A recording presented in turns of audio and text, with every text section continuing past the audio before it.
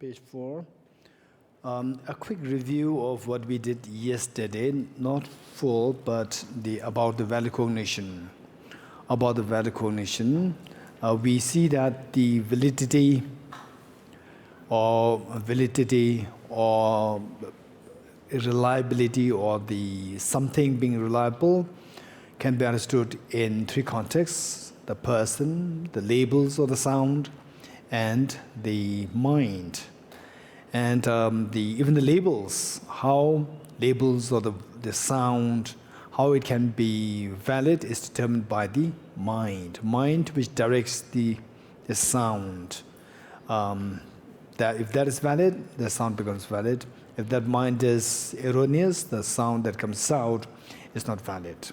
Likewise, the person being valid or not, the person being reliable or not, is determined by the mind. So the mind plays a very important role there. And now the mind, precisely with the mind, when we speak about the validity, we talk about the valid cognition. So this is how the whole concept of valid cognition plays a very important role. Then, as defining the valid cognition, we define this as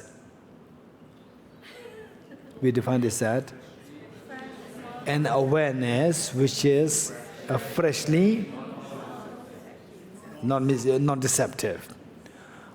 An awareness which is freshly non-deceptive. This is how we defined it according to, on the basis of Acharya Dharmakirti's text, which says valid cognition is awareness which is non-deceptive, and what remains as functional is non-deceptive. Then on that basis, say the three qualms came into being, three qualms, or the three arguments came into being pertaining to the definition of the valid cognition, saying that the definition that we've given is too narrow. One, and the opponent says the definition that you give is too wide, too broad, that it encapsulates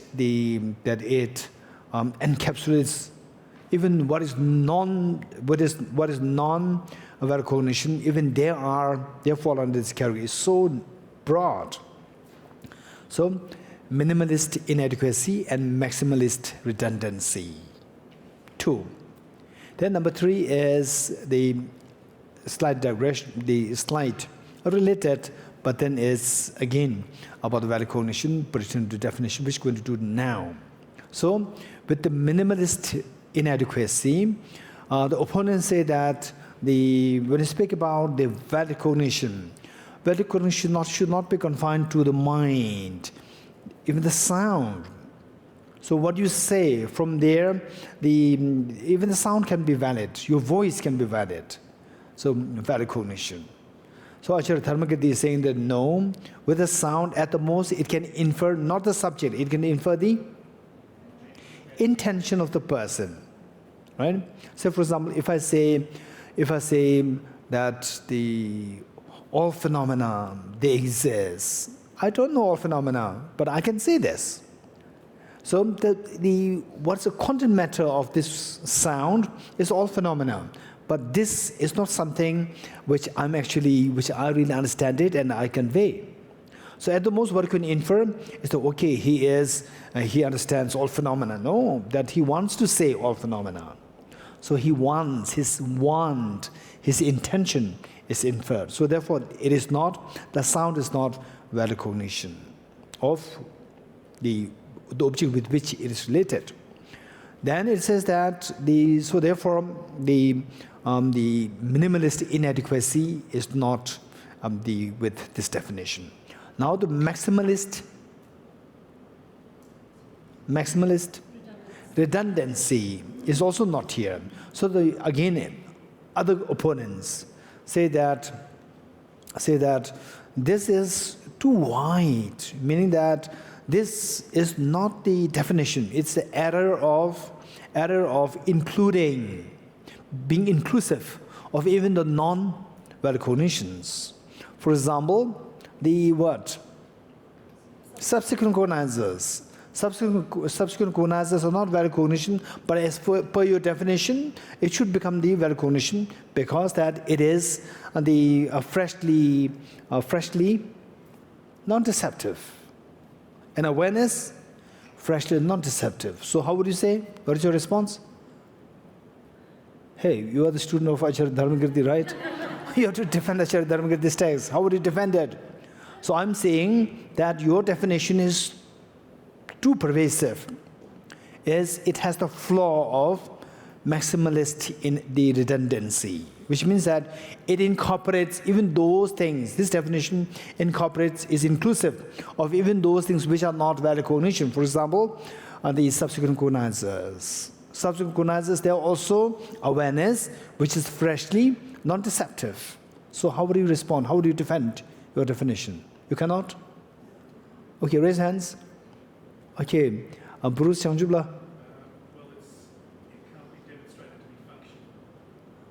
Okay, so the subsequent cognizers are not functional. Okay, subsequent cognizers, do they cognize the object? If they cognize the object, it is functional. Okay, the Pavanila. So the conceptual mind, the subsequent cognizers are conceptual mind. Subsequent cognizers may not be conceptual. For example, eye consciousness, 5 moments. Second moment, third moment, all the remaining moments are also subsequent cognizers. Anyone? Raise hands. Yen?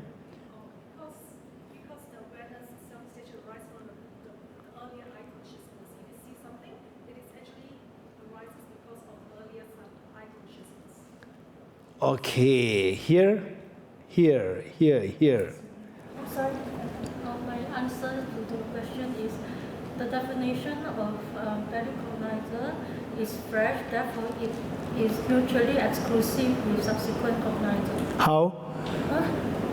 How? Definition of valid cognizer being it is a fresh and non-deceptive awareness. By this definition, it is mutually exclusive with subsequent cognizer. How is mutually exclusive with the subsequent cognizer? Because the definition of subsequent cognizer is necessary, not a fresh awareness.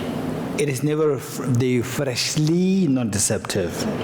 Okay, so freshly, that is missing. Because why it is missing, why the subsequent cognizers are missing this part?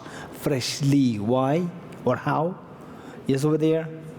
Because whatever subsequent cognizers, there has been something that's perceived already, so it is an imitation of the first perception. Okay, so it's the imitation of the earlier valid cognition. So whereas if you say that, so for them there is the earlier valid cognition, then even the Buddha's mind is going to be problematic. Second moment of the Buddha's mind, there's an earlier moment there, right? So but what you said is, it's an imitation.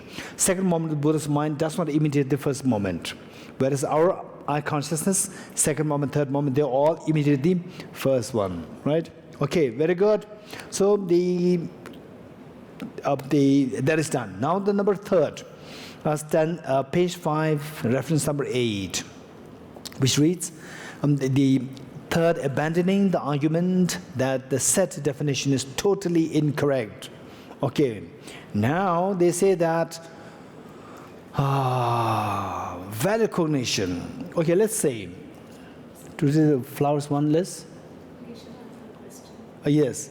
So here, why is there a specific reference to the conceptual mind? I understand that it can be... Okay, this is one example. As an illustration given there. Very good. Okay. Okay, what is in my hand? Well, most of you not looking at it still say flower. Right? Okay.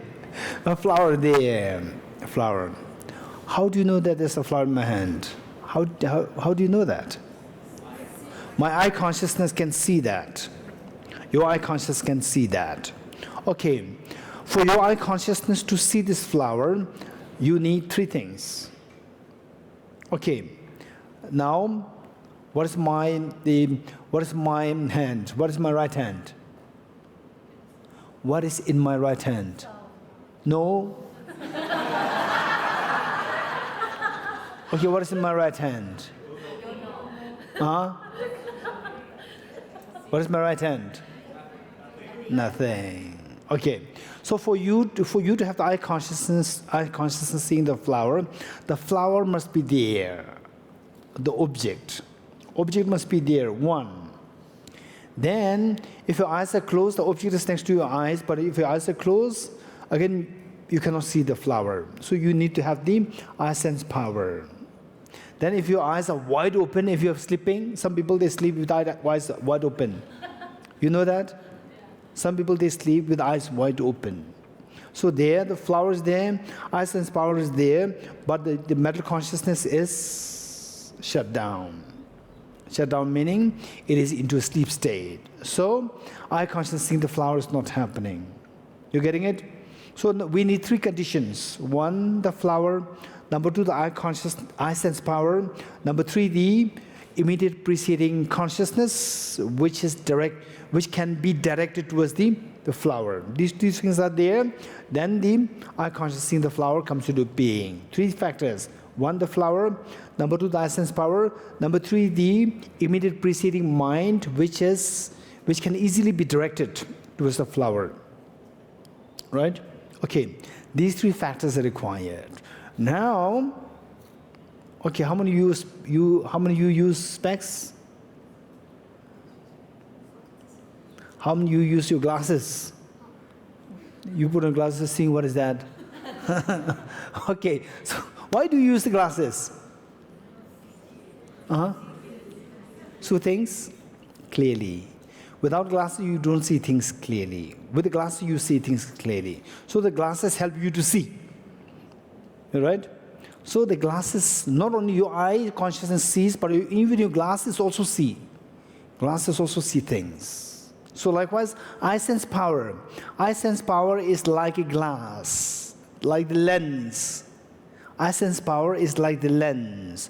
So eye sense power, without eye sense power seeing the object, your eye consciousness cannot see the object. This is what opponents are saying. Because the image must be formed on your glasses, right? Those of you who are using glasses, image must be formed on the glasses. You agree with me or not? It should magnify. Magnified image should be formed with the help of the glasses. So likewise, the eye sense power also does the same function to connect the object, to connect this flower with the eye consciousness. The medium is the eye sense power. So eye sense power serves like the lens, which means the image should be formed there. Because the image is formed there, before the eye consciousness sees the flower, eye sense power also already saw the flower. So the eye sense power is also valid cognition. This is what the opponents are arguing. You're getting it? Okay, so it says that the definition that you have given is totally wrong. The opponents are saying. Definition who gave? Definition given by? Hey. Day 2 you are tired. Definition given by Acharya Dharmakirti, right? Where Acharya Dharmakirti said, the awareness which is freshly non-deceptive. So this definition, the opponents are saying that it is totally wrong because this definition is not applicable to one of the very important valid cognition, which is that sense power. Sense power, they can see the object, but you did not include that in the part of the definition because eye sense power is not awareness.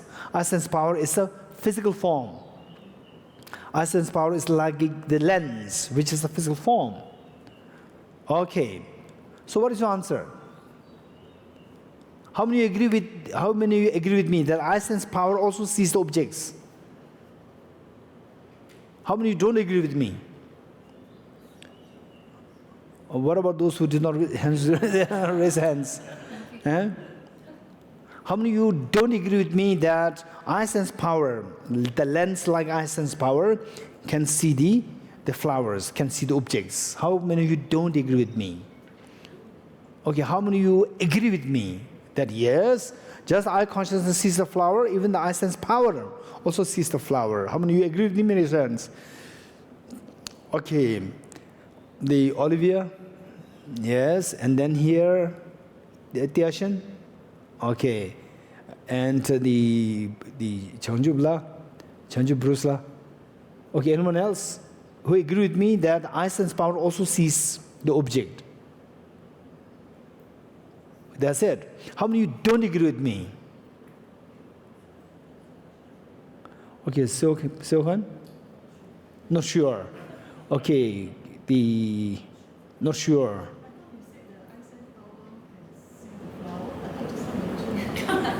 Say it again. I thought you said this, the I send power. I have no standpoint. I have no position. I'm just paraphrasing the opponent's view. I'm just paraphrasing the opponent's view. I have no say. I did not express any of my standpoint yet. Okay, how many of you disagree with this position that I sense power sees things? Okay, those who said I disagree, why do you disagree? Why not the I sense power sees? Why not the I sense power sees things? Why not? Yes, Pavanila. See, I sense power is just getting raw data from the environment, but it's the I consciousness which actually interprets the data and interprets the image. Okay, so what Pavan was saying is that I sense power, the job of the I sense power, okay, just listen. This is a very important information, and then you see if you have additional thing to add, or you have something to delete from this, erase from this, that you have to listen to the answers it becomes very rich. So the answer given is that I sense power, the job of the I sense power is to simply pick up the raw data of the object, raw information of the object. Then the I sense consciousness is the one which interprets the data. So therefore, I consciousness is the valid cognition, not the I sense power. Okay, anyone else? Why you disagree? Yes, Kim? Just to add, the I sense power is matter.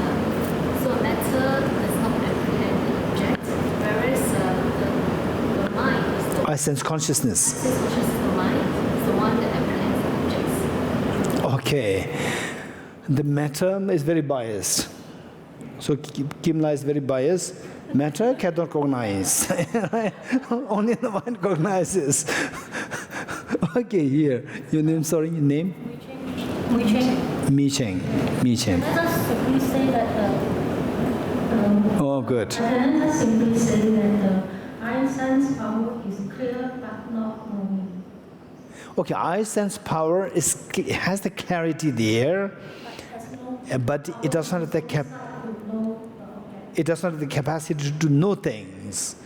Okay. Okay, anyone else? Yes, Swikim? Based on your example just now, when the person, there are people who sleep the eyes open. So even though the eye sense power is there, it doesn't realize the object. Okay. Okay, I sense power is there, but it doesn't discern any object. Okay. So with this, there's a little complication there. It's a very good thing, but there's a little complication there. The complication is that, say, your eyes are wide open, and suddenly there's an earthquake, right? Your eyes are wide open, your eyes are looking at me, but some people, they start daydreaming, right? They're in the class, but their mind is in the shopping mall, start daydreaming. When the mind is intensely daydreaming, they could not see what is in front. Eye consciousness is there. Eye consciousness becomes what is known as non-discerning direct perception. It doesn't discern anything. You're getting it? So that eye consciousness, is that eye consciousness or not? That is eye consciousness. Yet it does not discern anything. You're getting it? So it becomes like the eye sense power. Right? Okay, so any other reasons? Anyone? Anyone? Anyone? Anyone? Yes, Yen. You need three conditions to actually discern something. You speak through the mic. Alright, so I think we need, in order to see something, we need three conditions. Closer. Yes. You need the object, Yes. you need the sitting consciousness, and you need the sense power. So sense power alone is not enough to actually. Sense power alone is not enough. Okay, without sense power, the sense consciousness is also not enough. So we need three things. Three things. So sense consciousness is also not enough. Say just now, when you actually see something, but you're actually distracted to see something else. Yes. You are not actually not seeing it sometimes. When you're distracted, but I sense consciousness is there, already arisen. Yeah, but you're not registering. The Not registering, but I sense consciousness is there, right? So is that consciousness or not? It is a consciousness. But it's not valid cognition. It's not valid cognition. Wonderful. Okay. Good. Okay. Anyone else who likes to add? Okay. So this is a very serious point. One, as Kimla said, that the sense powers and the Kimla and Pavanila, what they said is the sense power. What it does is simply it serves as a medium. That's it. It serves as the medium to pick up the raw data and pass it to the sense consciousness. And the sense consciousness as then the Ming Chen, right? Ming? Mu Chen. Mui. Okay, Mu Chen. What Mu Chen said is that, so then the cognition part, knowing part is happening only on the mental, the mental meaning the consciousness level, not on the sensory. The eye sense power is like the mirror. On the mirror, if you put a mirror like this, all of you will be reflected in this mirror. But the mirror does not have any capacity to know things. It does not know anything. So whereas for us, for example, when you look at each other, all the perceptions, appearances are happening. Not only appearances happening, you know that these are the people there. So appearances plus the knowledge, both are happening on the consciousness level, not on the sensory levels, not on the physical sense level. Okay. But the sense power to be the valid cognition is also accepted not only by the non-Buddhists, also accepted by the Vaibhashika Buddhist philosophy. Vaibhashika, they also believe that. Don't forget it.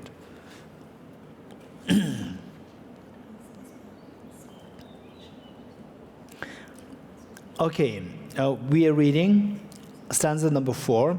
Valid cognition is the chief and not the sense powers. So valid cognition should be the chief, which means it should be the consciousness, not the sense power which is physical.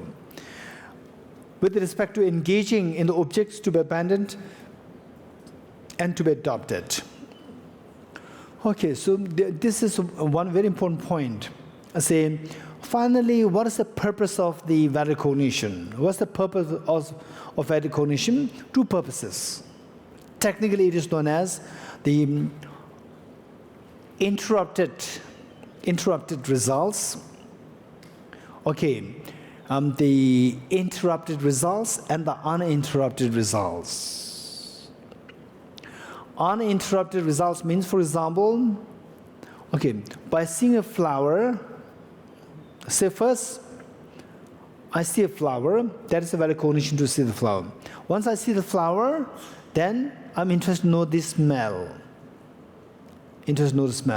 Then the next valid cognition to perceive the smell comes into being. Once I know the smell, then, oh, this is good in my house. So all these valid cognition, one after the other, they are given rise to by the help of the initial valid cognition. So one valid cognition has the capacity to give rise to a series of valid cognitions uninterruptedly. So that is the benefit. For example, if you know what is gade, then you will ask, what is the next phase? You will say the next gade. Valid cognition to know the first gade, valid cognition to know the second gade. Then what after this? Paragade. So valid cognition will keep improving pertaining to spiritual practice. The first valid cognition to know things, the bodhicitta, conceptual experience of the emptiness. Then you, because of this valid cognition, it's improvised. It becomes more and more refined. So the first one will give rise to the next, third, fourth, so forth. So all these results, which are not interrupted by any other, say, the factors. This is known as the result of the valid cognition, uninterrupted result of the valid cognition. Which means one valid cognition given rise to the next valid cognitions uninterruptedly. Now the interrupted result of the valid cognition is, for example, let's say we are studying this text. And then for example, recently in Israel, I did mention this, a physicist, extremely bright, and thus far, I suppose, his take on Buddhism is more like, also it's a very gentle, okay, it's more philosophy, very abstract, like this. We scientists, we something, tangible, something, what I call it, very objective, tangible, and sensible. So, the two of us were sitting together, and recently he was going through a training, music training in piano. From this, because he is a thinker, he's a great thinker.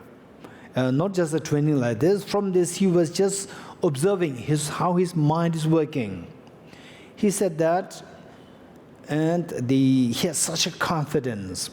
What he said is that how our mind works.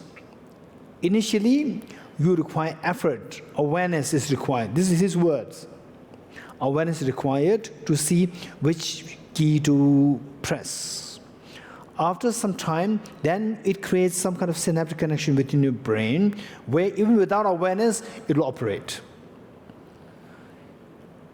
I was so impressed. What all these he is not saying through reading books, through his own experience of being in the music. And many of what he was saying is, of course, his articulation is not there, and the clarity is missing, but the basic structure of what he's saying, most of what he's saying through intuitive or through his own, the gift of the thinking power, is what you find said in many of the Buddhist texts. It's amazing. But then sometimes he drew conclusion, said that this is it. He decides. Quite scary. So I said that, so as per the Buddhist philosophy, Buddhist psychology, even if your hands move so fast without what we call as awareness, there is awareness. There is awareness. Without awareness, then even these fingers moving, they must be guided by the awareness. So the awareness is there. He said, no, there's no awareness. It's automatic, he said. Then, if I say that from Buddhist psychology text, it is said there by Acharya Dharmakirti like this, he will say, who's the Acharya Dharmakirti? Right? Who cares? This is wrong. This is his thought. So what I said was that I was thinking. You know what I told him is that, okay, let's say, first to press one key you have to think, which you call as awareness. To press one key you have to think. You press the key with thinking 4 times.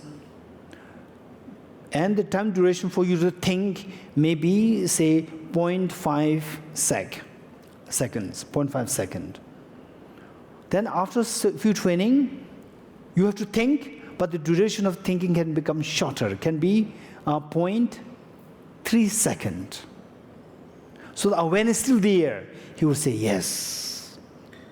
So awareness, duration of the awareness becomes shorter. Still the awareness is there. Then it will eventually reach to the point where he calls us no awareness, automatic.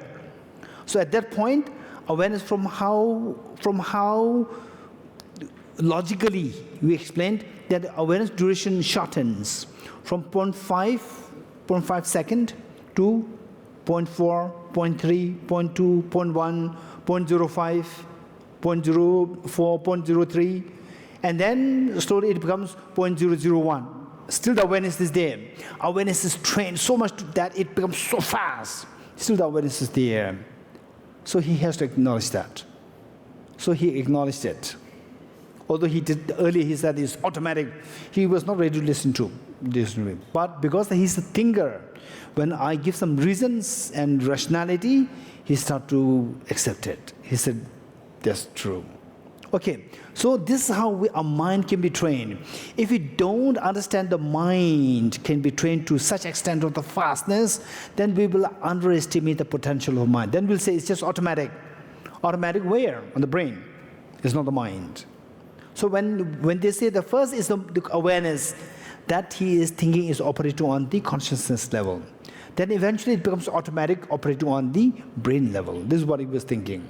So when I convinced him how even the awareness can be trained, that it can become shorter, with very fast, then wow, this is the power of the consciousness. This is the power of the mind, where you can train it to make it very fast. Okay. Is the awareness you're talking about self-observation?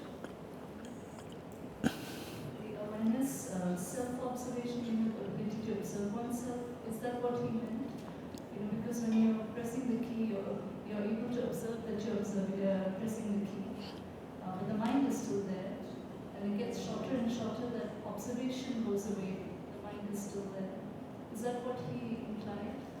So what he's saying, he is the 2 points, 2 frames. The first one is when in the process of training. Second point is when trained. Training 1, trained 2. What I'm saying is training 1, 2, 3, 4, 5, 6, 7, 8, 9, 10, and trained. So for him, 2, 3, 4, 5, they are missing. From him is 1 and 1 training and the trained. So then training, there's so much effort, awareness, I have to press this, I have to press that. Trained, automatic. So because he could not see the bridge. So I introduced a bridge, and then he becomes convinced that even the consciousness, awareness, can become so fast. He said that at that point, awareness was not there. So it is there, but it's very fast that you are not aware.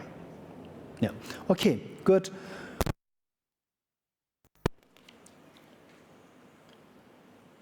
Four. Page 5, stanza 4. Valid cognition is the chief and not the sense powers, with respect to engaging in the objects to be abandoned and to be adopted. So what we're talking about is the interrupted results of the valid cognitions and the uninterrupted results of the valid cognitions. Uninterrupted, first uninterrupted. Uninterrupted meaning that it is more immediate. Say you see, okay, you hear the other person saying something, from there you could infer many things about the other person's thought processes. Right? How fast the person's thinking, how intelligent the person is, how slow the person is, how compassionate the person is, how positive the person is. You can infer many things. From one valid cognition, you can get many other valid cognitions. So all these valid cognitions, subsequent valid cognitions, not subsequent cognizers, the later valid cognitions, they are the results, uninterrupted results of the first valid cognition. Now, let's say that we study these texts, and then meanwhile, when you said, wow, this very good text, it's very precious, I have to revise this again, then going back to your own place, Singapore, Tibet, or America, or Australia, or Malaysia, or wherever you go back to your place, and then, okay, I'll revise maybe next month. Then after it becomes next year, right? Okay, but the imprint is there, and then you become disconnected. And then in your next life, somebody brings this book. It seems like very familiar, right? Familiar, and you just feel like goosebumps coming in the body.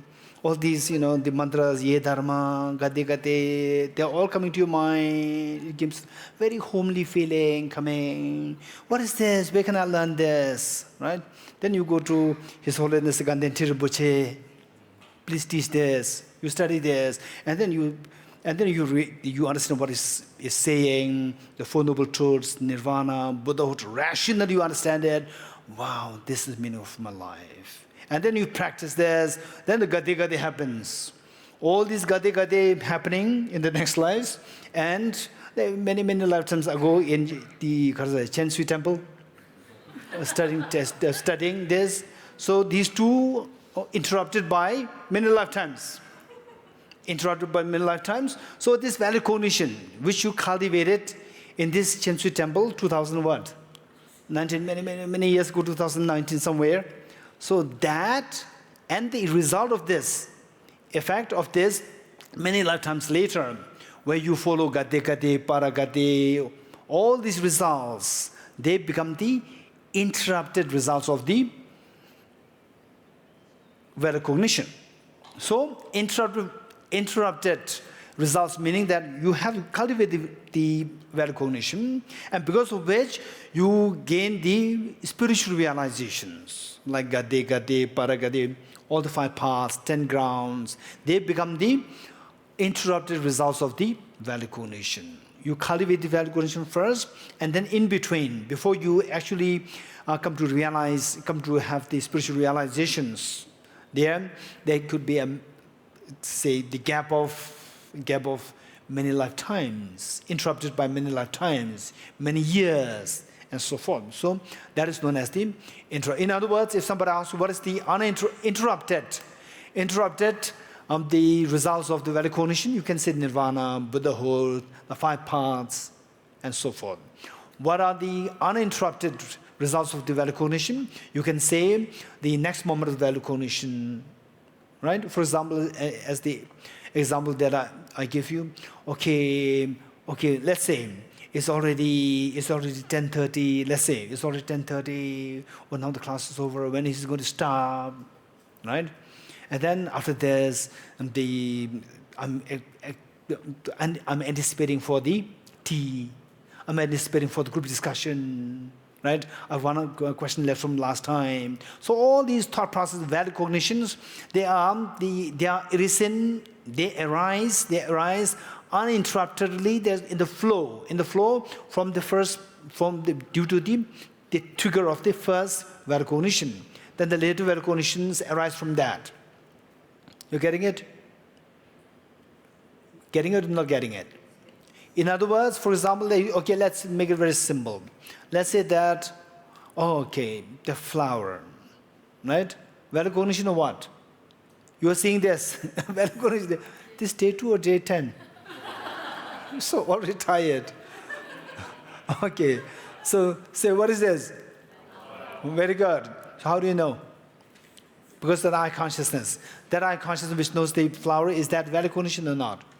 Yes, it's valid cognition. So from this, then you say, what could be the smell of this? The moment you see the flower, without seeing the flower, you will not think of what could be the smell of this flower. So first you see the flower, what could be the smell of this flower? It can be good. If it's good, I'll keep it in my room. So all these just follow in stream. All these are valid cognitions. All the later valid cognitions, they come into being because initially triggered by the first valid cognitions. These are known as the uninterrupted result of the valid cognitions. Yes. When you first saw the flower, you saw it for 10 moments. Yes. The second moment to the 10th moment are not valid cognitions. So there's an interruption there. Okay. So let's say this is good question. Say you look at the flower for 10 moments. The first moment is a valid cognition. Then second, third, and these are not very good. These are subsequent cognizers. And then you switch your mind to the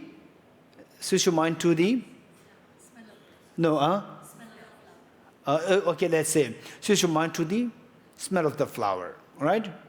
Okay. Again, the first moment is valid cognition, and again interrupted by second moment, third moment, fourth moment. Okay, so how come that the rest, they are the uninterrupted result of the valid cognition? Now tell me, a very important point. Say, you look at this flower for 10 moments. 10 moments. Eye consciousness which resides for the 10 moment. Eye consciousness which resides for the 10 moment, is that valid cognition or not? Mon? Eye consciousness, hey, look at it.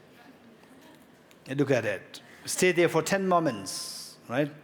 That eye consciousness which lasted for 10 moments, that eye consciousness, not eye consciousnesses, that eye consciousness which remained for 10 seconds, that eye consciousness, is it valid cognition or subsequent cognizer?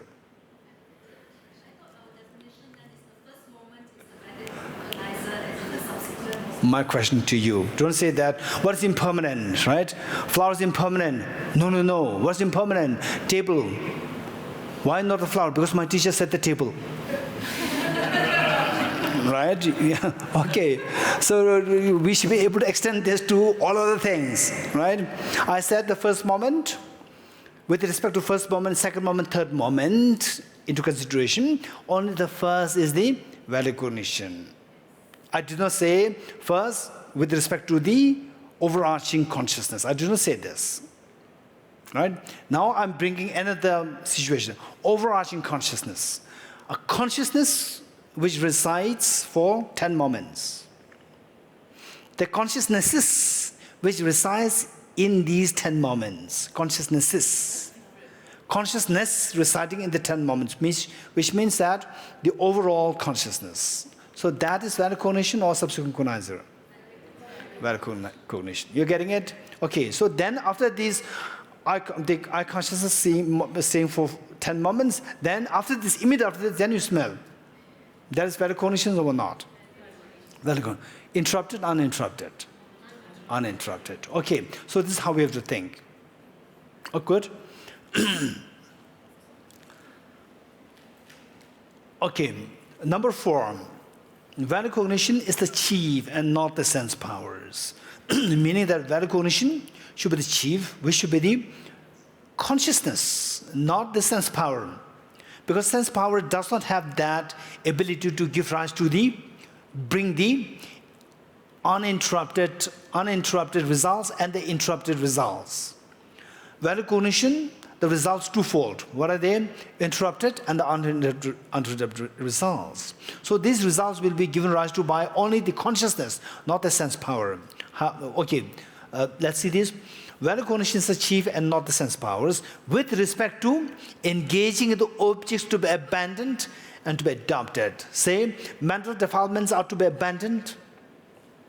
Mental defilements are to be abandoned. And the wisdom of emptiness to be adopted. Gade para the Buddhist soham are to be adopted. Nirvana and Buddhahood are to be adopted. Samsara is to be abandoned. These are the results of the valid cognition. Right? These are the results of the valid cognition. The results of the ignorance is to adopt samsara and to abandon the nirvana and Buddhahood. And the result of the valid cognition is to adopt the nirvana and Buddhahood and abandon samsara. So that is done only by the consciousness, not by the sense powers. So therefore, only the consciousness can be spoken of as the valid cognition, not the sense powers. So this second line is talking about the interrupted or the uninterrupted results of the valid cognition. Hey, second line. Second line of stanza 4. With respect to engaging in the objects to be abandoned and to be adopted. So this is the result of the valid cognition. Which result? Interrupted or uninterrupted? Hey. Interrupted or uninterrupted? Interrupted. So what is that? Objects to be abandoned. What is implied here? What objects to be abandoned? Afflictions to be abandoned. Mental defilements to be abandoned. Self-grasping ignorance to be abandoned. You get it? This will not happen overnight. This will happen after, say, lapse of interrupted by many lifetimes or interrupted by many years. Due to variance of the objects with the aspects, the various cognitions, a slight translation at the edit. The various cognitions, instead of are posited, posited by the awareness, instead of that, you make it various cognitions of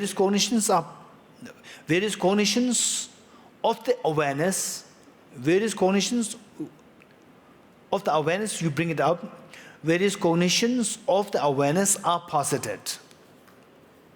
Various cognitions of the awareness are posited.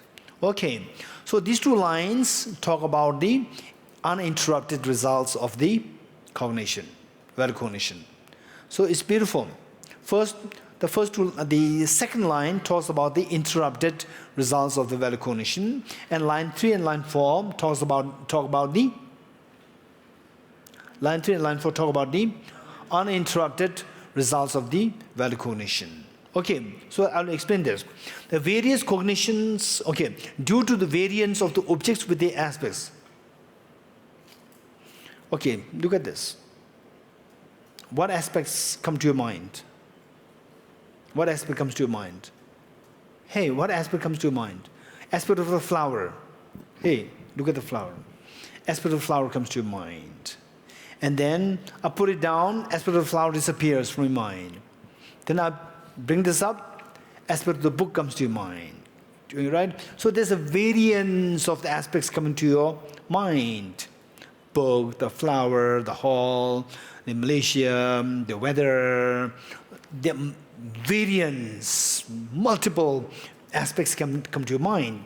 Due to variance of the objects with the aspects, the flower, aspect of the flower. Aspect meaning appearance. Aspect meaning appearance. To your mind, to your eye consciousness, appearance of the flower comes. Then when the book is shown to you, appearance of the book comes to your mind. Okay, due to variance of the objects with the aspects, the various cognitions, then let's say, object, the flower comes to your mind, then your mind, appearance of the flower comes to your mind, and then the mind cognizes, cognition happens. You're getting it? How many processes are there? First the object, appearance or the aspect, then the cognition. Right? May not be in sequence, but there are these three processes there. Can be overlapping. What are they? First the object, then the appearance of the object, then the cognition. You getting it? Okay. Object, aspect of the object, cognition. So it says, due to variance of the objects with the aspects, appearance, number 2, various cognitions happen. Cognitions of the awareness. Cognition, what cognizes? Awareness cognizes. The cognitions of the awareness, meaning that awareness cognizes the object with the help of the aspects coming to the mind, are posited. So the cognitions are posited. Cognitions, for example, oh yes, my awareness cognizes the flower. Cognition happening by the flower. This happens because the appearance of the flower comes. Why the appearance of the flower comes? Because the object is there. Object comes with object, appearance or the aspect, and the cognition by the consciousness or the awareness happens. You're getting it? Okay. So this is what? This is the uninterrupted results of the value cognition.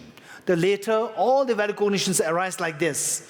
Object, aspect, cognition. Object, aspect, cognition. Object. This is how the cognitions happen. This is how the value cognitions arise. So all the value cognitions arise one after the other, one after the other, one after the other. For example, let's say, if we are to learn about emptiness, this flower, okay, this morning we meditated on the emptiness of what? Emptiness of self, which means first we have to know the self. Okay, do you know the self, yourself? Is that value cognition? Hey, what happened? Okay, that's value cognition. So then what did we do? Okay, this self, does it exist objectively or subjectively, right? Is it like objectified or coming from a mind like a dream? So if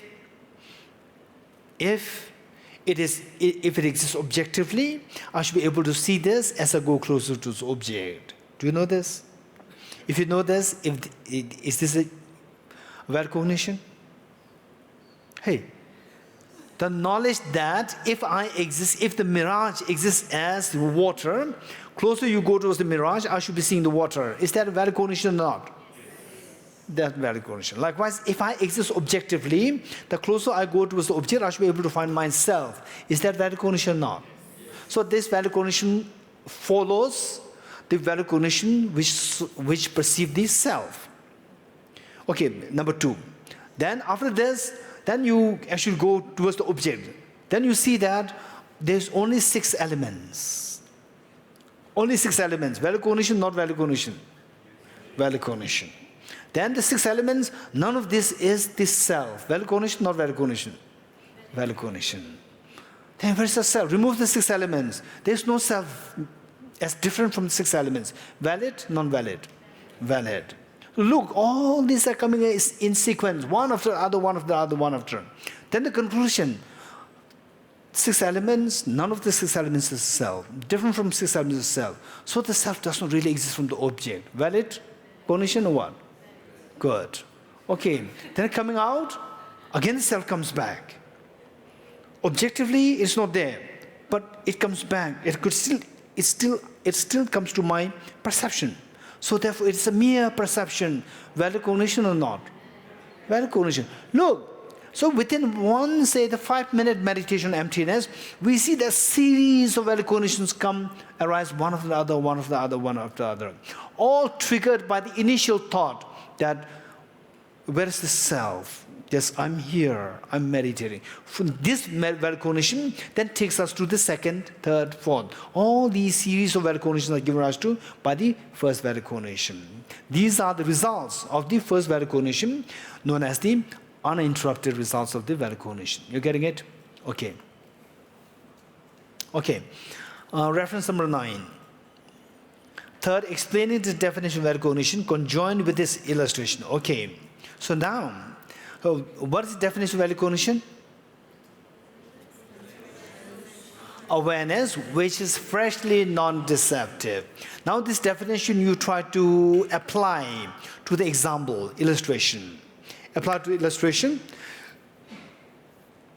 Okay. It says the root text 5b. Okay, sorry, I did not finish the early reading. It says that the various cognitions of the awareness are posited. Done. The existence of this makes the existence of that.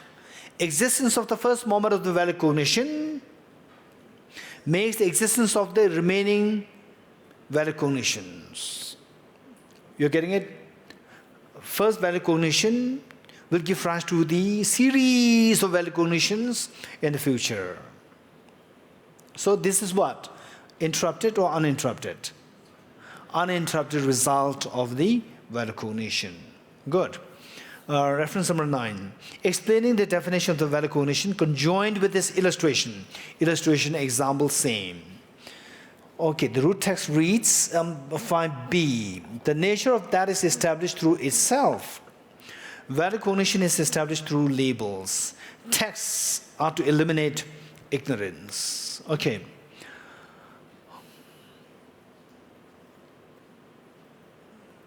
Let's say the workers here, Chen Sui Temple workers, do they know valid cognition? Hey, they are not philosophers, 100%, right? They are not philosophers. Let's say they are not philosophers. They have no idea of the psychology that we are studying. Do they know valid cognition? Okay, raise hands. Yes, they know valid cognition. Raise your hands. Don't be emotional. Right? Oh, poor guys, right? They should know. Even they don't know, I will say they know. Right? Don't be emotional. Just what you think, speak. It doesn't matter. Right? Okay, they don't know valid cognition. Raise hands. They don't know valid cognitions. Okay, they know valid cognitions. Those who raise hands saying that they know valid cognition, what makes you think that they know valid cognition? Raise hands. Yes, Bruce-la? So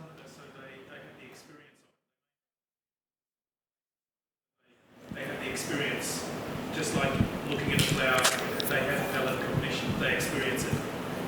Okay, so they experience valid cognition, although they cannot articulate it, give a label to say that, oh, this is valid cognition, but they have the experience of that. Okay, those who said that they don't know valid cognition, what made you think that they don't know valid cognition? Raise hands.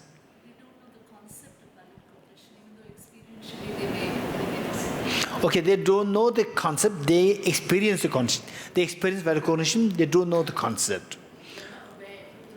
They're not aware of? The valid cognition is there, it's always there, just that they are not aware that Okay, they're not aware that it's happening to them. Okay. So the valid cognition is there.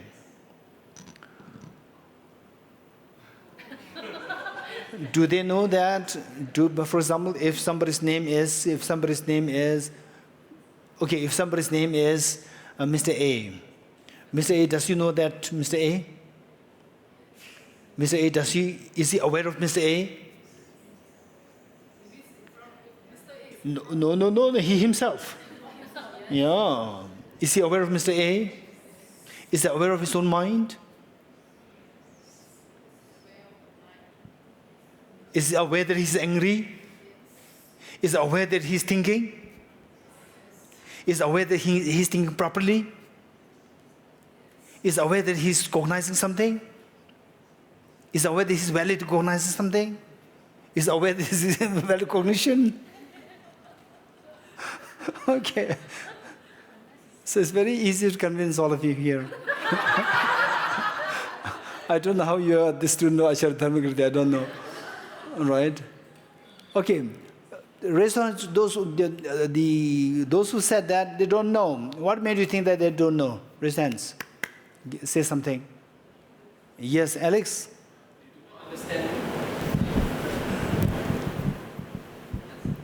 Similar to what they have said earlier, the workers in Chinsui Temple, they experience and they can cognize that they have valid cognition, but they have to be introduced to the concept of what constitute valid cognition to understand what they have experienced and being aware so far is valid cognition.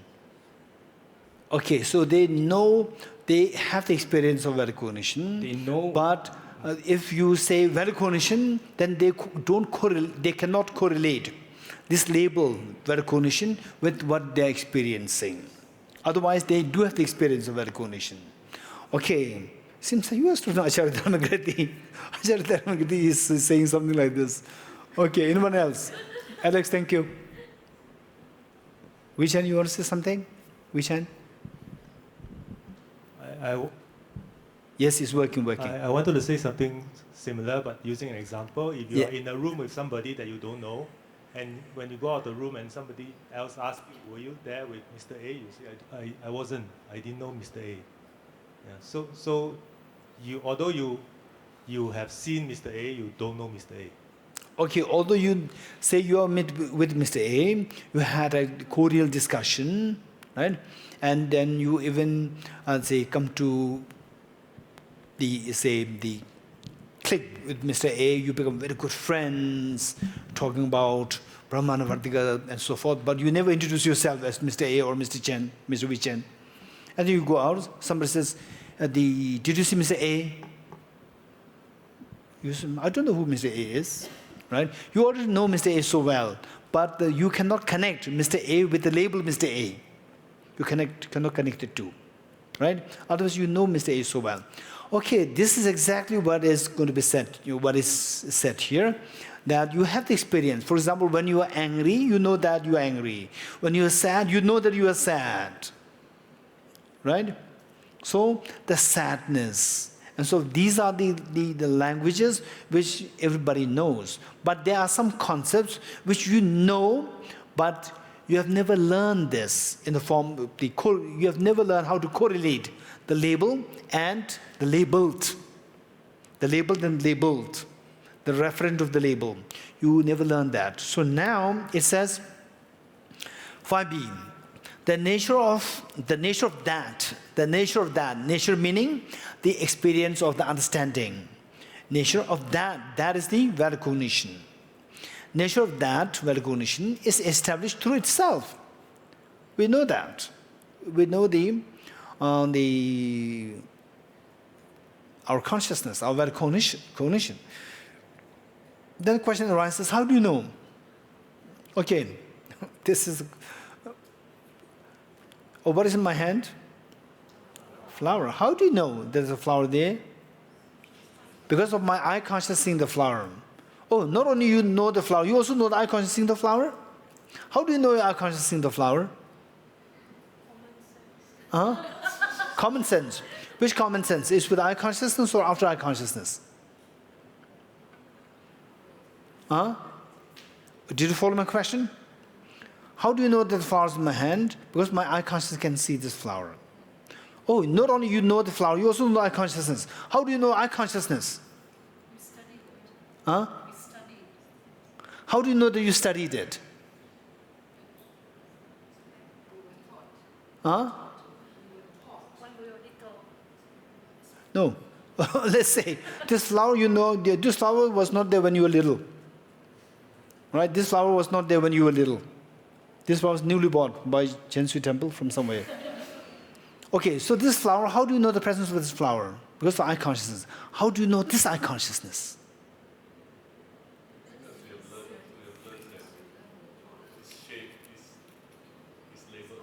No, that's fine. But this eye consciousness, how do you know this eye consciousness? Huh? From Lorik. I said, in Lorik, there's a mention of this eye consciousness, which is this flower. No, I'm talking about the sense consciousness. Many other Lorik people, they know, but they don't know this flower, right? They don't know the eye consciousness seeing this flower. Well, my question is, this eye consciousness which you are having now, how do you know this eye consciousness? Because I know I saw the flower, so Huh? because I know I saw the flower, so there must be an eye consciousness. No, that's fine. So to know the flower, there must be agent to know the flower. To know this, the eye consciousness in the flower, that becomes the object now. So there must be agent to know this eye consciousness in the flower. What is that agent? Mind. Okay, mind, awareness. So which mind? Mind simultaneous with eye consciousness, or mind which follows eye consciousness? Huh? Simultaneous. What knows this mind? Okay, now look, two minds together, right? Eye consciousness and the mind which knows this eye consciousness simultaneous. So what knows this mind which knows the eye consciousness? Another mind. Simultaneous. Three minds. What knows the third mind? Fourth mind. The same person has millions of minds together. Is this what you're saying? Okay. So now the Mio? Huh? Moi. Now Moi is coming up with the concept of self-cognizant mind. Self-cognizer or self-cognizant mind. Okay. This is one of the safest thing to do, easiest thing to do, right? Easiest thing to do, but it's going to be challenged. But you cannot defend it. But for the time being, this is the easiest. Say, how do you know the flower? Because I consciously seeing the flower. How do you know the I consciously seeing the because of the self-cognizant mind? How do you know self-cognizant mind? This is very definition. Self-cognizant means the mind which knows itself. So we don't need the third one. Right? Two is finished. So this is very good superficially. When you push further, then again it will be shattered. Right? To shatter this, we have to study Madhyamika Avatar. Okay. Okay, for the time being, let's say self-cognizant mind. And many of us, if you're first time here or for the study of this psychology, you may be, what is self-cognizant mind? It's very simple. I'll give you the example. Okay, let's say at the moment it is 12 a.m. midnight. 12 a.m. or p.m.? 12 a.m. midnight, and there's a power cut. There's a power cut, and then you don't see the get You want to see the books. So there must be something to illuminate the book. Yes? What do? You get no switch, no, it's power cut. So you put on the candle. You put on the, you put on the candle. Either you are so absorbed in what I'm saying, or your mind is so tired. Right? Okay, say you light a candle. Then what happens? Oh, now I can read the book. I'm so happy. So the book is illuminated by the candle. What do you mean by illuminated? That the book becomes visible. So book becomes visible because of the light source, which is the candle. Now, not only the book is visible, the candle flame is also visible. What illuminated the candle flame? Hey, what illuminated what made the candle flame visible? Itself. You're getting it? So this book is made visible or illuminated by the candlelight, by the candle flame. But not only the book is visible or illuminated, even the candle flame is also visible and illuminated. What illuminated? What made the candle flame visible? Itself. So the candle flame does two functions, or it has two functions. One, to illuminate external objects. The second, to illuminate itself. You're getting it? Likewise, our mind has two functions. One, to illuminate outside objects, external objects. The other, to illuminate itself, to know itself. Okay, so if you think, just reflect, be very observant of yourself, you meditate to observe who you are, you can feel that, yes, I know who I am. Yes, I know myself. Yes, I know myself. Meaning, myself as I as the object and I as the subject. And what is that I as the object? Is my mind. What is that I as the subject? Actually, is your mind. Your mind is the object, your mind is the subject. Right? Your mind is the object, your mind is the subject. So, this mind sees itself. And it also sees external objects. So it has two functions. One, to illuminate other things. From this respect, we talk about the other cognizant mind. And the same mind cognizes itself, we call it self-cognizant mind. So what Moy said is the easiest answer for the time being. Self-cognizant mind, to say that the mind exists, self-cognizant mind. Okay, so with this, in other words, what we're saying is that we all, even the non-philosophers, non-psychologists who have no exposure to psychology like what we are studying now, they know that anger is arising. They know that they are feeling sad now. They know that they are feeling low now. They know that they are feeling light. So all these matters they know, but they cannot articulate. They cannot correlate what they're experiencing with the respective labels. They cannot correlate. So they know the referent of these labels. So it says, the nature of that, nature meaning the referent of the label, the value cognition, the label value cognition, referent of that, the nature, experience, is established through itself, through the self-cognizant mind. Valid cognition is established through labels. Now, you bring somebody who has no exposure to valid cognition and so forth, you tell them, do you experience yourself? Do you see the flower? Yes. Do you know that you know the flower? Yes. So that mind which knows the flower, that is known as valid cognition. That we have to introduce. So you don't introduce the referent. You have to introduce the referent with the label. So it says, valid cognition is established through labels, meaning that what they're experiencing is valid cognition. Just to give a label. What they're experiencing is valid cognition, is what you learn from labels. Labels, somebody labeling it. Okay, you know you're experiencing something now. This is what is known as valid cognition.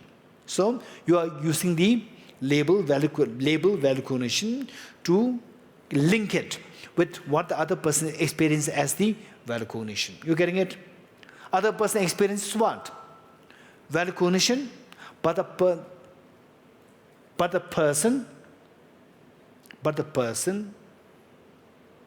person cannot correlate what he or she is experiencing with the label. Which label? Valid cognition. So now, who's going to help that person? We are going to help them. Right? We are going to help this person say that you understand something now. You know that you are talking to me. Yes. So there's a mind which wants to talk to me. Yes. This mind, you experience it so well. Are you sure? Yes. So this is known as valid cognition. You have to tell. Right? So you have to. How do you tell that person? By using label. So now two labels are coming. The label which refers to with the valid cognition as the referent. The label, which label? Valid cognition. And the second label which you are using. The sound that you are using. Right? So the sound you're using. Okay, what are you experiencing? is the valid cognition. You try to teach through using your words, the labels. Okay. Then the question arises, then if that is that easy, valid cognition is that easy, that person already knows what valid cognition is, then at the most what you have to do is just they correlate what they experience with the label, valid cognition. If it's that easy, why do you need this complicated text? Right? Pramanavartika. Right? Just day 2, we feel so tired. So why do we need all these texts?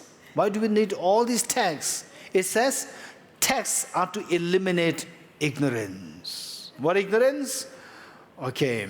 So, say, very interesting how the human mind works. Very interesting. Once I read, what is that? The Rise of Civilizations. One book, very beautiful book. You must read that. The Rise, R-I-S-E, The Rise of Civilizations. It's a beautiful book. This, I think, at one point, many years ago, it was being used as a textbook for, I think, bachelor's, the history or whatever, the bachelor's, the course. The Rise of Civilizations. So there, it started from the early men and the early women. From there, then how the civilization gradually evolved. Then how all the religions evolved. Right? It's very interesting. For example, okay, so the point is, now we are coming to a little complicated part. I should give it warning. Complicated doesn't mean that it's going to be very difficult. No, it's not difficult. Only thing is that it can give us a misreading of what is being discussed. The point is that we start from a clean slate. We start from a clean slate. Here, clean slate. Even what you've learned earlier, just keep them aside. No need to forget. Keep them aside for the time being. Start clean slate, which means very unbiased. Imagine that day 1 you're born on this earth. Day 1 you're born, what religion you are following? What philosophy you are following? No philosophy, no religion. Day 1 you're born. No religion, no philosophy for you. Right? Somebody may say that you are a Buddhist, you are non-Buddhist, you are a Muslim, you are a Hindu, you are a Christian. Somebody will say, but from your side, you have no religion, you have no philosophy. So start from there, day 1. Okay. So there then what happens is that, so day 1 you're born, and the early men, they are very similar. Early men, no religion, no philosophy. Day 1 you're born, no religion, no philosophy for you. Then this rise of civilization, so there, see the people, the human beings, 0.3 million years ago. 0.3 million years ago, the human being came into existence. Then the human beings, they have to survive, and they are very, the wild animals are there, and you don't have proper housing for shelter. So you have to live in groups to protect each other, to give strength to each other. And then gradually they discovered the fire. And with the fire, they see that it has many functions. To cook food and to scare the animals, wild animals, and to keep warm in the cold. It has many functions. And then, this is so beneficial to us. And amongst the people there, early men there, some are a little more intelligent than others. And some, this is so precious. The concept of preciousness. This is so precious. Then this preciousness is idealized. Or the god of fire. Then the god of fire given to being. Then the rain. Then slowly they learn how to plant the crops. And the rain is very helpful. Without rains, the crop doesn't grow. With rains, then the god of rain comes into being. God of rain. And then in the night, it's very scary. Animals are there. In the daytime, you feel more free. What makes the daytime and the night? Daytime, the sun. sun god. It's so beautiful. And in the night, sometimes the moon is very beautiful. Moon god. Right? So all these concepts gradually developed.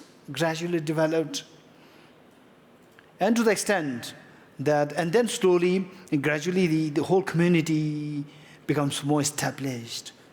When it becomes more established, then the fights happen. When the fights happen, there should be somebody to decide you're right, wrong, so forth.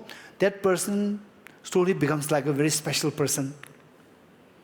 And because he or she is a special person, and in those days, physical might, no thinking, only physical might, so the men, they become more dominant. Then this man has a family. Family becomes an aristocratic family, very precious family, very holy. And then some people who are sharp people can grow. Sharp people can they can come into existence anywhere. Not only in the aristocratic, even in the poor family, very sharp, intelligent people can be born. So these people, they come. Yet society has already subjugated you because you are not from this family. You are just ordinary. But you are very intelligent. So even the aristocratic family, they want you. So they make you a minister. And the minister, to make him happy, the minister makes that, he's the emanation of God. So many of the kings, they are depicted as God. Believe it or not. Do you agree with me? For the Tibetans, Chinese king is the Arya emanation. And the Tibetan king is Avalokiteshvara's emanation. And Arya Manjushri's emanation destroyed the Avalokiteshvara's emanation. And Nepal is very border, so Nepal must be also given something. Nepal's king is made as the emanation of Arya Vaishapani. Look, these are all the things happening. Right? This is how, and then slowly things being made so systematized, the concepts. And then all these concepts are coming into being, which we're going to discuss later. So this text is brilliant. But to study this text, your mind must be like a clean slate. From there you have to start. Then you will see the meaning of your life. True meaning of your life is so precious. Okay.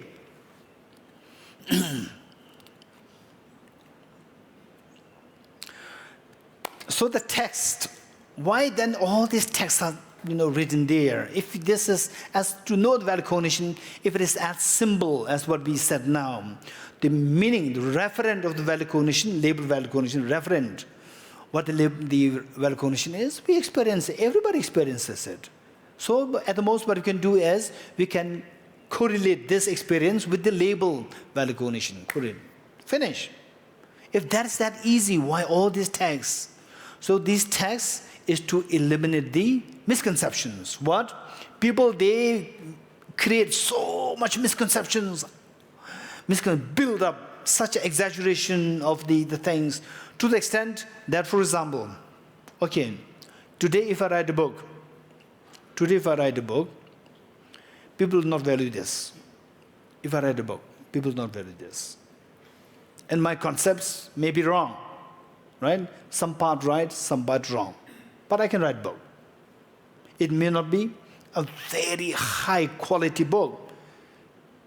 But 200 letters, okay. And then some of my friends who take themselves as my students, they say, this book is so precious. Then they will write commentary on this. They said that this is written by the omniscient Geshe Dorji Damdul. Then I'm raised to the omniscient level. Then the third generation, they cannot ask this question to this book, because this is coming from the omniscient one. Actually, with so much of mistake there. Third generation cannot ask question. And majority of the people, third generation, intelligent person is just 1%. 99% are not intelligent. Because they're not intelligent, this book is good enough. 1% of that person, no, there's some problem there. But you cannot ask question because 99% will kill you. So they have to remain, mouth tight, shut, tight, right? And then as the time passes, this becomes more, higher. Then finally, this becomes the word of the God, right? This is how many misconceptions come into being. If you read the rise of civilizations, it's amazing.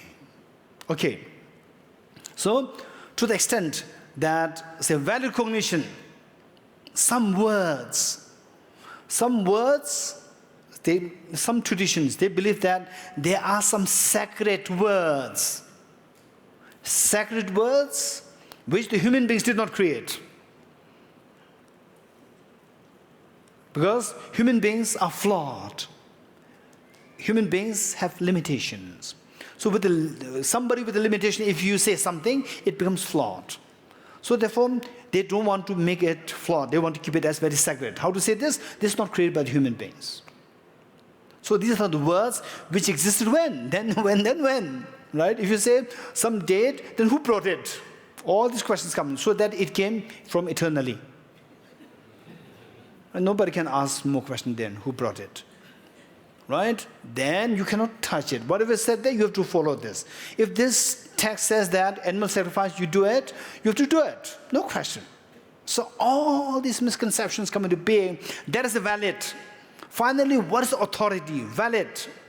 This book is valid. Right? This is the words not created by human beings. These words are the final authority to decide what the world is, what your thinking should be, what you should be doing. All are decided by these words. And these words, who created? Nobody created. These words exist when? Since time immemorial. Right? You have to follow this. Nobody is asked to question. Anybody asks, question these words, blasphemy. Right? This is what is happening. To resolve, to remove these misconceptions, then these texts are written. These texts are to eliminate ignorance. This is all ignorance. Had it been the case that the human beings, the majority are intelligent, these misconceptions, they have no room for the misconceptions. All these misconceptions, they are grounded on the blind faith. If the people are intelligent, there's room for blind faith. At least if the majority of the people, they are intelligent, there's no room for blind faith, and these misconceptions cannot possibly come. But unfortunately, 99% of the people, they are not intelligent. 99% guaranteed, because of which the room for blind faith is ample, and because of which all these corruptions, all these, these scandals, all these things happen because of that. Blind faith. Yeah. Okay. And even in some nations, where very good, competent people, they don't become leaders. Some. Right? Somebody who can speak without the subject matter, but can speak something humorously like this, these people become the leaders. Because who become the leader? How would they become the leader? Through the election, vote. And who cast the vote? 99% of the people who are not intelligent, they will cast the word. As long as you can make them happy, they will cast the word. Right? This is how the leaders, many of the leaders, they are not really competent leaders. They can just make the 99% of the people happy through saying some stories and so forth. And they're happy, then they'll cast the word, they become so this is the world. Democracy. The problem with the democracy is that democracy in the hands of the 99 non-intelligent people. They decide the leaders. They decide very competent leaders, they do not come there. Once in a while, competent leaders come. Once in a while, majority no. And because the leader who's coming there is not competent, although there are so many good people who can really change the world, who can really change the nation, these two good people, they don't get opportunity. Because what made the person come up is because of the other people. Who are the other people? Like him. And who are these people elected? By the people like them. And majority, unfortunately, 99 people, they are not intelligent. So this is how the world is running. Okay, so this is the drawback of the democracy.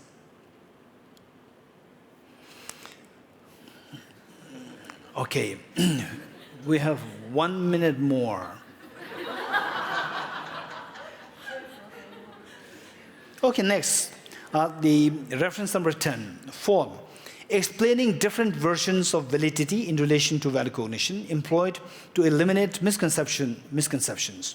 Now, explain the different version, meaning that, say, the valid cognition, what should be the criteria for a mind to be a valid cognition? So earlier, definition is stated there. Now, the, say, supplementary definition given here, it says, stanzas 6 and 7, the one which illuminates the meaning of the unknown as well as valid cognition, freshly. You're getting it? Earlier, the freshly was missing. We added that, freshly. Earlier, it was, what's the definition? Valid cognition is awareness which is non-deceptive. So freshly was missing there. Now the freshly is put the added there, saying one which illuminates the meaning of the unknown as well, which means what was not known before, you know it freshly, as well as valid cognition. So if you put these two together, it becomes a complete definition of valid cognition. Following the cognition of this specific entity, the consciousness of the generic aspects is attained. It is intended as the valid cognition, which is but the awareness of self-characteristics of the object, which was earlier not known, as it investigates the self-characteristics of the object. What did you understand? What did you get? Huh? Okay, this requires a little bit of explanation. Don't worry.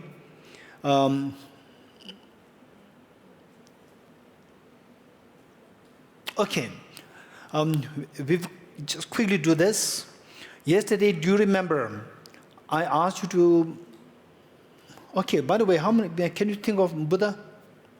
Can you think of Buddha Shakyamuni? Okay, let us just sit upright properly and think of Buddha Shakyamuni. Think of Buddha Shakyamuni. I'm not saying meditate on Buddha Shakyamuni. I said think of Buddha Shakyamuni. Think of Buddha Shakyamuni.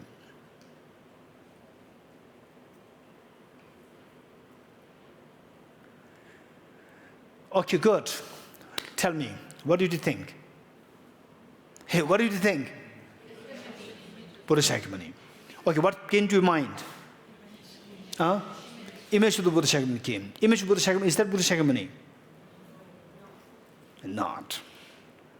But so you have been thinking of the image of Buddha Shakyamuni?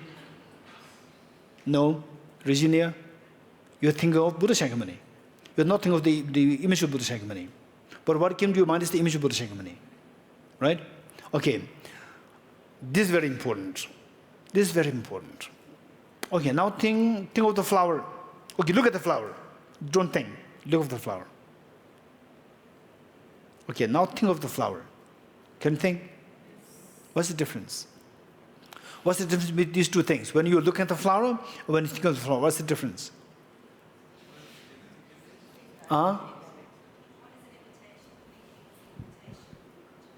Say it again. One is the imitation. The thinking is the imitation of the original. Okay, looking at the flower is the original. And the thing of this is imitation. Okay, this is what you've learned from Acharya Dharmakirti. Okay, say something from with your own thought. What's the difference? Anyone, very quick. When I see, I don't think. Huh? When I see, I don't think. No, this is not my question. My question is, when you look at the flower, you saw the flower. When you think of the flower, you are thinking of the flower. So in both cases, there's a flower. What's the difference between these two flowers? Anila? One is direct, one is inferred. Okay, one is direct and one is conceptual. Not inferred, conceptual. Yes? One is the visible and one is not there, just image. Just the image. Okay. So One is the object and one is the subject. This is from the Aranyagārjuna's philosophy. Venla is so keen on Aranyagārjuna. Thank you. One is the object, one is the subject. Very good. One is eye consciousness, the other is mental consciousness. So the perceivers, one is the eye consciousness, the other is mental consciousness. Very good. Anybody else? One is real and one is not real. So I asked you to think of the real Buddha. I asked you to think of the real flower. I do not ask you to think of the image of the flower. Okay, anyone? Anyone else? Okay, the difference is, what comes to your mind when you look at it with the eye consciousness? This has this self-characteristic.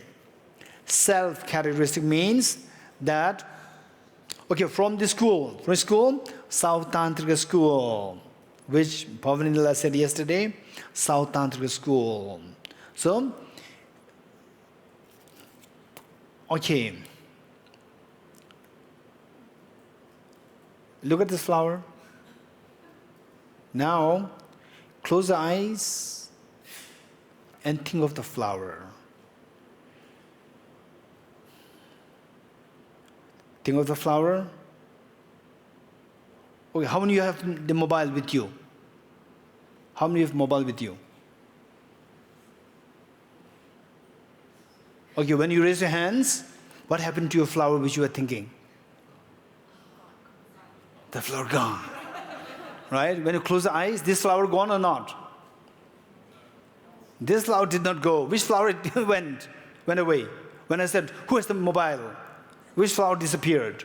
The flower that came to your mind, that disappeared. The image disappeared. You're getting it? Right? Whereas, even you, I said, who's the mobile? Your mind, when you do like this flower did not disappear. But the image of the flower in your mind disappeared instantly. You're getting it? Okay. So, image of the flower that came to your mind, it is simply what your mind makes. The moment the mind shifts to another object, that object, the earlier one disappears. But this object doesn't disappear.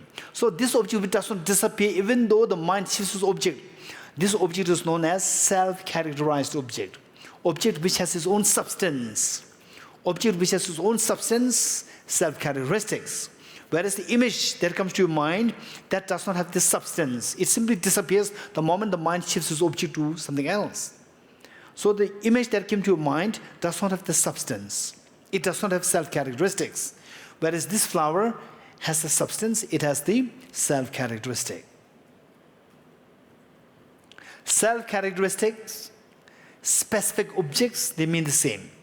Self-characterized object and the specific object mean the same. Specific object and the self-characterized object, they mean the same.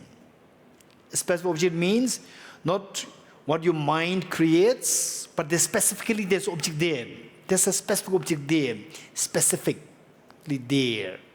Okay, now we will read this once more. I will read this once more, and still it will not make sense, but now you will see the words there. Then I will explain later.